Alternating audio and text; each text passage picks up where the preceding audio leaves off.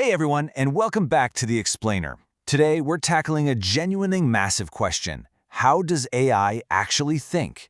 We're going to be unpacking the hidden architecture of artificial thought. If you've ever found yourself just staring at your phone, totally intrigued by the tech in your hands and wondering what on earth is going on beneath the surface of all those algorithms, well, you are in the exact right place. Okay, let's dive into this and explore the fascinating mechanics hidden right inside our everyday technology.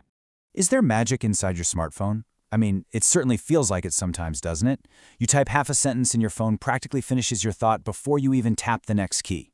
Or you ask a chatbot to summarize some giant complicated financial report, and boom, seconds later, it gives you a perfectly formatted, highly analytical paragraph. We interact with these tools literally every single day, and because the responses are just so fluid and conversational, it feels entirely magical. We kind of start to subconsciously assign human traits to this software.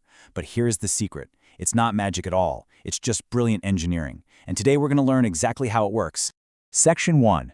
Magic in your smartphone. Breaking down the illusion. So, the crucial point is, we're going to demystify the technology that you're carrying around in your pocket every single day. We're going to strip away that feeling of sorcery and replace it with a clear, structural understanding of what's actually happening behind the interface. To break that illusion, we really have to start with one fundamental question. How does AI actually think? When we talk about artificial intelligence today, especially the kind that talks to us, writes for us, and answers our highly specific questions, we're really asking how a machine processes information to mimic human thought. It's so easy to assume there's a conscious brain in there, right? Like it's pondering our questions and formulating ideas. But the reality of digital cognition is completely different from our own biological processes. Section 2. How language models work, the word prediction engine.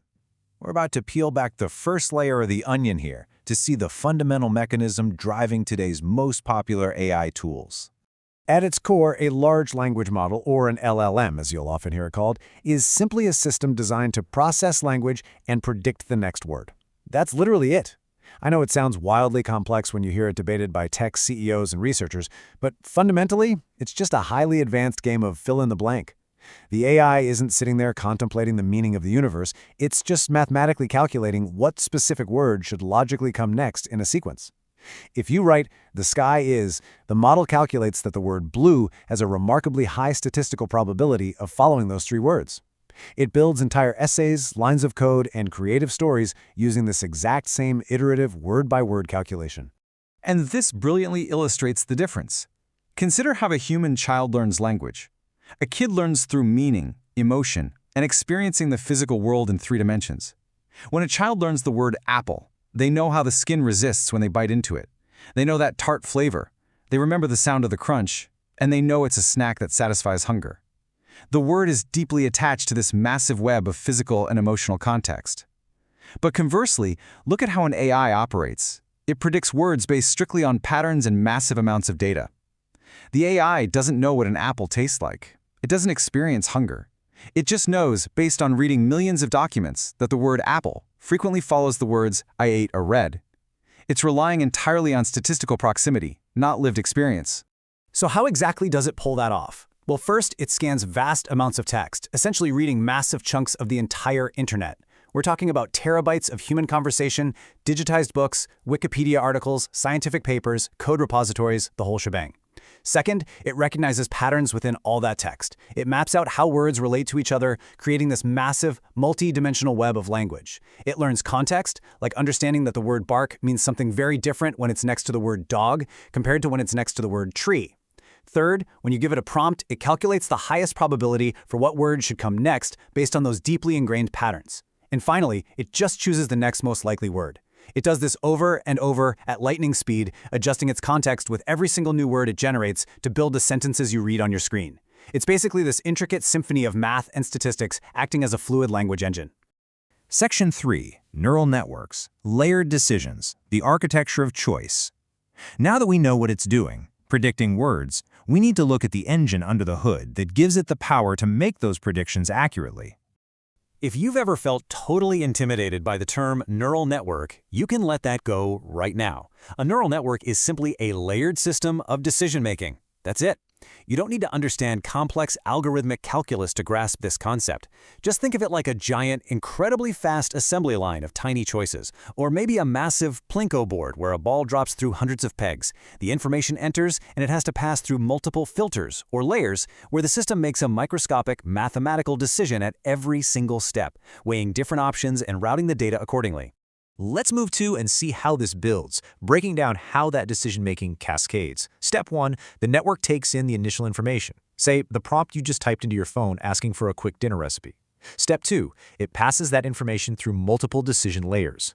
Each layer asks incredibly specific mathematical questions about the data, refining the options, filtering out the wrong answers, and narrowing down the possibilities. You can kind of think of some layers as focusing on the grammar, others focusing on the factual context, and others analyzing the specific tone you requested. There can be dozens or even hundreds of these hidden layers in a modern model containing billions of interconnected parameters, all constantly adjusting and fine-tuning the data in fractions of a millisecond. And finally, step 3, reaching the final predicted outcome. By the time your prompt has cascaded through all those decision layers and filters, the system has confidently arrived at the specific word or token it needs to output to start answering your question. So you see, it really isn't magic. It's just layers upon layers of choices. Once you realize that the mind-reading smartphone in your pocket is actually just running data through a layered system to predict the most probable next word, you've successfully mastered the core concept of modern AI. You've peered behind the curtain of the illusion and found a masterclass in probability and computational architecture. Section 4, the future of AI. What comes next? Because understanding how it works today is only half the story. Let's shift gears a bit and look at the broader implications. Because while the core mechanics we just discussed are pretty straightforward in their purpose, they are scaling up at a breathtaking pace. We are moving rapidly from systems that merely predict simple words to systems that are actively shaping tomorrow. When you take that layered decision-making process, that neural network, and you make it vastly larger, feeding it more diverse data, and giving it exponentially more computing power, it starts to be able to do some truly incredible things. It goes from writing a polite email for you to potentially discovering new life-saving medicines by predicting complex molecular structures and protein folding.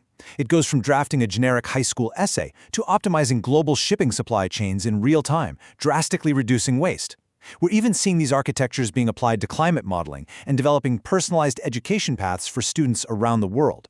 The simple architecture of choice we've explored today is quickly becoming the digital foundation for our entire future. Which leaves us with this final, massive question to ponder. What will the future of AI look like, and how will it change our world? Now that you know it's not magic, but rather incredibly powerful pattern recognition and layered decision-making, think about where this goes next. How will this layered architecture of choice impact your future career, your daily life, and our society as a whole? It's a massive question, and definitely one to keep pondering as this technology continues to evolve. Thank you so much for joining me to break down the architecture of artificial thought, and remember to always keep asking the big questions.